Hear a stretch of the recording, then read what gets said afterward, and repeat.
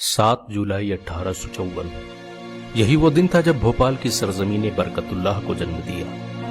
बरकतुल्लाह भोपाली ने हिंदुस्तान की आजादी के लिए वो किया जो शायद नेहरू और गांधी भी इस देश के लिए नहीं कर पाए।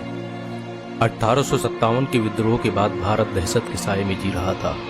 ये वो दौर था जब अंग्रेजी क्रूरता चरम पर थी।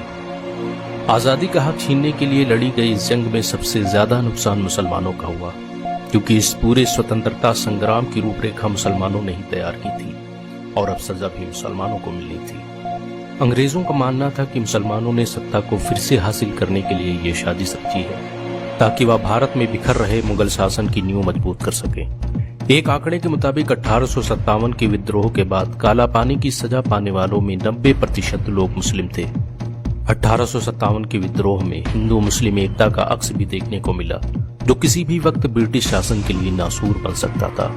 यही वजह है कि अंग्रेजों ने 1857 के बाद हिंदू मुस्लिम एकता को तोड़ने का काम शुरू कर दिया और उनके इसी प्रतिशोध ने जन्म दिया बरकतुल्लाह भोपाली को। बरकतुल्लाह को हिंदू मुस्लिम एकता का दूत माना जाता है। उनका मानना था कि हिंदुस्तान उस वक्त तक आजाद नहीं हो सकता जब तक यहाँ पर रहने वाली दो कौमें एक न हो जाएं। बरकतुल्लाह भोपाली ने न सिर्फ हिंदू और मुसलमानों को एक करने की कोशिश की, बल्कि उन्होंने भारत की आजादी के लिए अमेरिका, रूस, जापान, तुर्की इत्यादि देशों का सफर भी किया। यहाँ तक कि उन्होंने एक मंसूबा भी बनाया जिसके जरिए तुर्की और दूसरे मुस्लिम देशों की मदद लेकर भारत को आजाद कराना था। बहुत ही कम लोग जानते हैं कि राजा महेंद्र प्रताप को भारत की आजादी में हिस्सा लेने के लिए बरकतुल्लाह भोपाली ने ही प्रेरित किया था। अपने अफगानिस्तान प्रवास के दौरान उन्होंने राजा महेंद्र प्रताप और उबैदुल्ला सिंधी को एक फौज बनाने का काम सुपुर्द किया। ये वही फौज थी जिसे आज आजाद हिंद फौज के नाम से जाना जाता है। इसको बनाने का मकसद यह था कि भारतीय नेताओं और उद्योगपतियों से फंड लेकर इससे आधुनिक सुविधाएं प्रदान की जाएं और फिर हमला कर देश को आजाद कर लिया जाए। आजाद हिंद फौज का असल हेडक्वार्टर मदीना मुनव्वरा था, बाकी काबुल, कुस्तुनतुनिया और तेहरान में थे। प्रथम विश्व युद्ध के दौरान बरकतुल्लाह भोपाली और राजा महेंद्र प्रताप ने मिलकर बर्लिन में अंग्रेजों के खिलाफ जबरदस्त प्रचार किया। यहाँ तक कि वह जब 5 अप्रैल 1915 को बर्लिन से रवाना हुए तो बर्लिन कमेटी के सदस्य और शासक उन्हें छोड़ने सरहद तक आए। बरकतुल्लाह भोपाली का सबसे बड़ा काम हिंदुस्तान की पहली खुद मुख्तार हुकूमत का ऐलान करना था। 1915 में अफगानिस्तान आने के बाद उन्होंने वहां के शासक अब्दुल रज्जाक और राजा महेंद्र प्रताप के साथ मिलकर 1 दिसंबर 1915 को भारत सरकार की स्थापना का ऐलान कर दिया।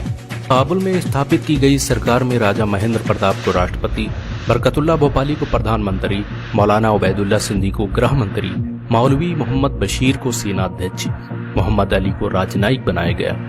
1915 में स्थापित हुई इस हुकूमत ने वो काम किया जिसने भारत की आजादी के सपने को साकार कर दिया। अफसोस, भारत जिस वक्त आजाद हुआ उस वक्त बरकतुल्लाह भोपाली इस दुनिया को अलविदा कह चुके थे। मरने से पहले बरकतुल्लाह भोपाली के आखिरी अल्फाज यही थे कि मैं तमाम उम्र अपने वतन की आजादी के लिए जद्दोजहद करता रहा। ये मेरी बड़ी खुशकिस्मती थी कि मेरी ये जिंदगी मेरे प्यारे वतन के काम आई। आज इस जिंदगी से रुखसत होते हुए जहां मुझे इस बात का अफसोस है कि मेरी जिंदगी में मेरी कोशिशें कामयाब नहीं हो सकी, वहीं मुझे इस बात का इत्मीनान है कि मेरे मुल्क को आजाद करने के लिए लाखों आदमी आगे बढ़ाए हैं जो सच्चे हैं, बहादुर हैं, जाबाज हैं। मैं इत्मीनान से अपने प्यारे वतन की किस्मत उनके हाथों में सौंप कर जा रहा हूँ। अफसोस कि जिस शख्स ने अपनी पूरी जिंदगी भारत की आजादी के लिए कुर्बान कर दी, जो भारत की आजादी के लिए दर बदर ठोकरें खाता रहा, जिसे मरते वक्त भी अपने देश की फिक्र सताती रही, उसे उसके अपने ही देश के चाहने वालों ने भुला दिया। अगर आपको भारत के इस सपूत पर गर्व महसूस हो तो वीडियो को लाइक और शेयर करना ना भूलें। अगर